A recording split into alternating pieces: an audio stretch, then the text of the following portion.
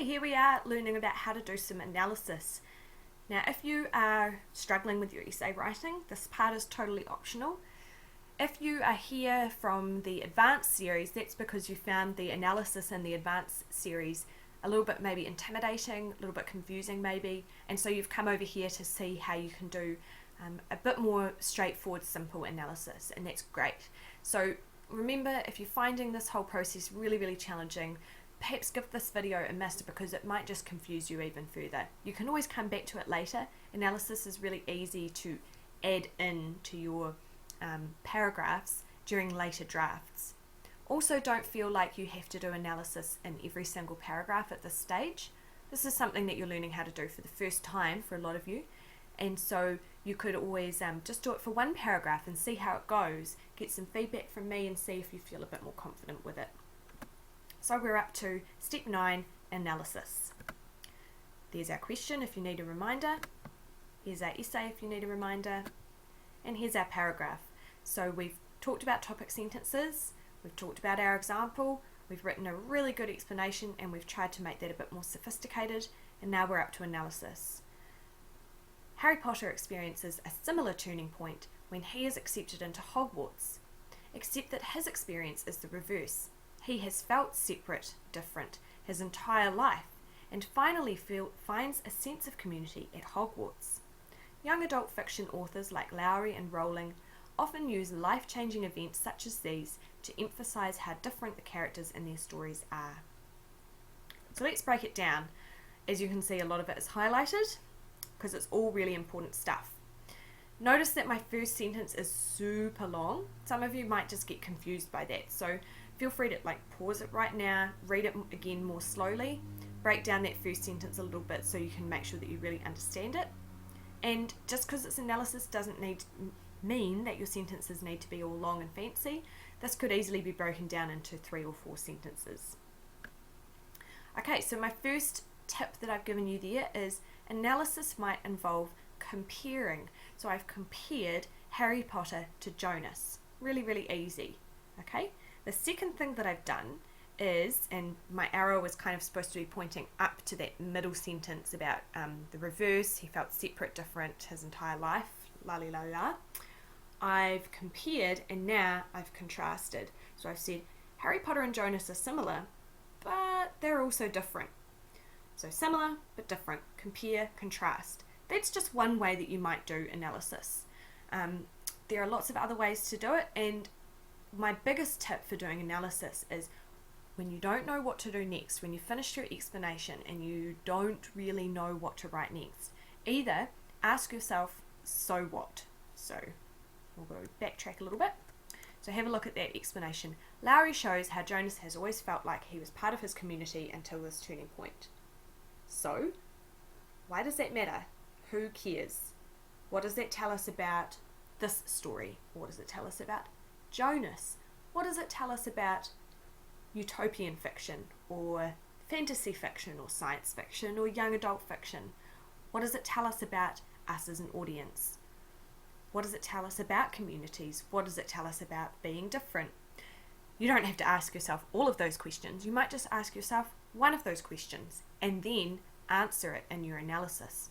If you don't know what to ask yourself, that's when you come and see me and say, hey, I'm ready to do some analysis, but I don't know what to say. If you have a think about it, I wrote the explanation. Lowry shows how Jonas has always felt like he was part of his community until this turning point. The question I've then asked myself is, why does Lowry make a big deal about his difference?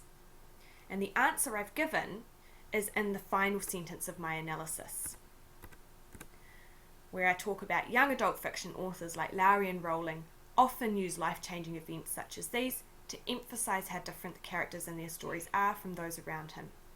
What I'm doing there is that I'm showing that I understand there is a world of fiction out there. Your analysis might do lots of different things. It might do that. It might show that you understand that this book is similar to this book, which is similar to that book, which is similar to that book. You might also try and connect to the real world. So you might show, your analysis might talk about communities and similarities, and you might connect to something like Gloriavale. And then your analysis might show that you understand that some societies do actually function like this community, and that to be different is a bad thing. So there's lots of different things you can do with analysis, and it's really hard to give you one piece of advice to guide you through that process. It's a very personal thing. It brings in a lot of your own personal opinion. So if you want to do it but you're feeling really stuck, the best thing you can do is come and talk to me. And the best thing I can do is read your topic sentence, your example, and your explanation, and then write a question underneath that for you to answer. The more you practice analysis, the easier it becomes, and then you will get to a point where you're sitting in an exam and you can actually do it independently. But that might not happen this year, and that's okay. Analysis is not something that you actually have to do until you get to level 2. If you want to get an excellence, you're probably going to need to do it, but you can make it through all of level 1 without actually having to do any analysis. It's not until you get to level 2 when, in order to even get achieved, you have to do analysis. So I'm introducing it to you now so that you get really, really used to what it actually means. And the simplest way to boil it down is, like I said before, it's asking yourself that question, so what? Who cares? Why does this matter? Actually delving into things a little bit more and looking, sort of scratching the surface and looking behind the obvious. Now, if you're completely confused at the end of this, don't stress. You can just go on to the next tutorial, write your next sentence, and then you still have an entire paragraph, even if it's just a topic sentence, example, explanation, and summary. That's fine. There's absolutely nothing wrong with that. And if I think you're ready, I will ask you some questions when I read your draft and guide you towards doing some analysis. Alright, so now if you feel like it, give it a go. Ask yourself those important questions. If you can't remember what questions I ran off in that whole big list, go back, rewatch that section of the video, pause it, choose one of the questions, write it down for yourself. Have a think about it. If you can't write anything, talk to your whānau, talk to your neighbours at school, in the classroom, and ask them what they think the answers might be. But remember, analysis is first and foremost your opinion. So it's really good if you can do this independently. Don't just write down what somebody else thinks. Have a think about what they think, and then have a think about your own response to that and put that into your essay. I look forward to reading your analysis when you hand in your draft.